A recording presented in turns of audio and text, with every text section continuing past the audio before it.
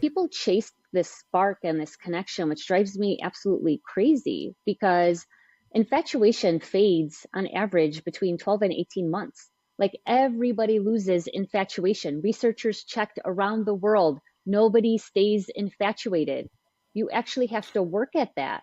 And what people are scared, because I think we might have talked about fear a little bit, but this might have been pre-recording, but people are so scared. Like I hear so much, Anita, I don't want to be hurt. I don't want to take the risk, or I don't know if this is going to work out, so I don't even want to try.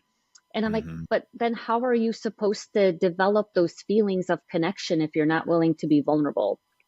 Like there's no other way to have that connection. And I love like the slow burn. And then like when two people have the foundation of having a healthy relationship, I mean, the sky's the limit, versus people who want to start off with like these fireworks and everything is so great. And then they realize, wow, we're not really compatible at all. I couldn't agree more. Fear is that's my reason. And the dating apps suck. But fear is You just it's all about timing, Nick. I told you. Yeah. I was joking. I'm like, I'm going to get you on the dating apps for the end of the show. I know. Well, make your pitch, because so here's what, my what therapist you has should been do? pushing me. Well, I actually told my new client, because he was like worried about getting a divorce again. And I was like, just throw that you're looking for someone securely attached on your profile. And he's like, Anita, I have so many women commenting on this prompt. So, I mean, like you obviously, like, I just think, I mean, a non-avoidant would be one of the best bets to have. Yeah, no, that's true. I think like the way I don't want to get hurt again. That's for sure. I think that's probably, like, if I really think about it, that's probably what's really holding me back from not just necessarily the apps, but even I don't even put myself in positions where I can meet someone. And when I do, which I will be doing at your event soon, which is already giving me all sorts of anxiety that it's only a few weeks away, or 2 weeks away. But I don't remember. It's that fear of like getting hurt, and that fear of, I mean, I didn't want to get divorced once, let alone twice. So it's that thing where it's like, if I put myself out there and I put the energy and I put the effort in, which you do have to do, I obviously agree with that 100%.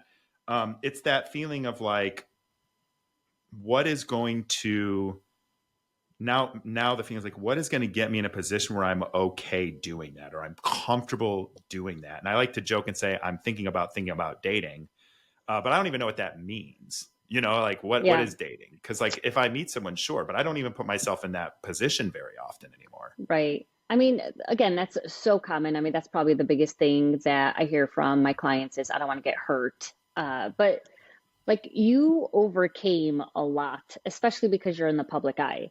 And so I really talk to my clients about resiliency, and we've all been hurt, and really what you just want to keep telling your brain is, I'm going to be okay. Like, I'm going to be okay.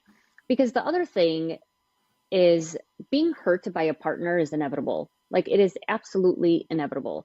However, I also believe that as we date, like how someone treats us, and if they do hurt us, is so much information about whether or not we want to continue to date them. Right. And how they react to it.